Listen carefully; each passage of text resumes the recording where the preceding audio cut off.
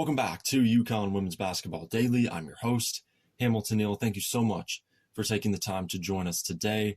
We have a very interesting topic for today's episode. Should the WNBA abolish the draft? Should they follow the NWSL's lead? A year ago, the National Women's Soccer League announced no more draft. Rookies are going to be unrestricted free agents. They can negotiate with teams, pick where they go. This is player friendly. This allows the players to have agency over their careers from day one. This makes me think about Paige Bueckers. Paige Bueckers is toiling on the 2-win Dallas Wings. She could have been in Minnesota. She could have been in Los Angeles. But she's on a bad basketball team that it's going to take years for them to get better. This makes me think of the rumors, too, that she didn't want to play for Dallas, that she wanted to go to LA. There are a lot of complexities here. There are so many things you have to take into consideration when making this argument, or talking about this, or arguing against this take. So we're going to run through some stuff here. Pros and cons. The biggest pro, the obvious one, is that getting rid of the draft would give players the power to pick where they want to go.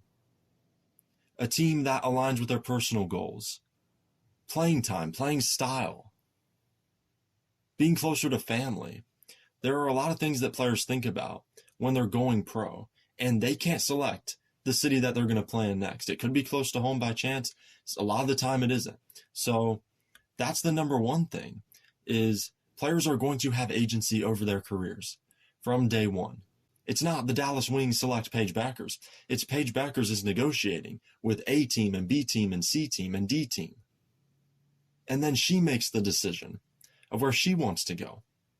Most sports leagues outside of North America don't have a draft system. So international players that are in the WNBA draft pool aren't used to this. The system that soccer leagues outside of this country have are you can pick where you go. It's transfers, it's free agency. So from the international player perspective, that's going to be very important as well. Looking at, okay, they're not used to a draft. This is going to broaden the appeal overall of the WNBA, and it helps align them with a lot of other leagues globally. Now to the cons. One is parity is going to be disrupted. That more super teams are going to form because the top teams and the teams with the most money are going to be able to negotiate with these top free agents. And then the teams that aren't as good or are in smaller markets are going to be at a disadvantage. Here's another thing to consider. Mid to late round draft picks that have a difficult time making WNBA rosters as it is are going to be at an even bigger disadvantage. So again, there are a lot of complexities here. There are so many things to flesh out. This is not an easy conversation, and this is something that's unlikely to ever happen. But just thinking about Paige Bueckers made me want to do this video.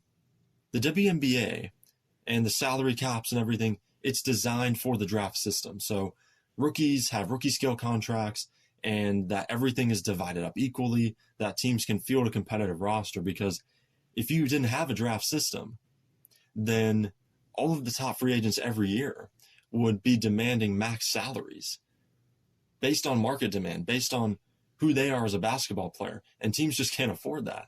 Teams can't have in the WNBA very many max players because the max is $250K.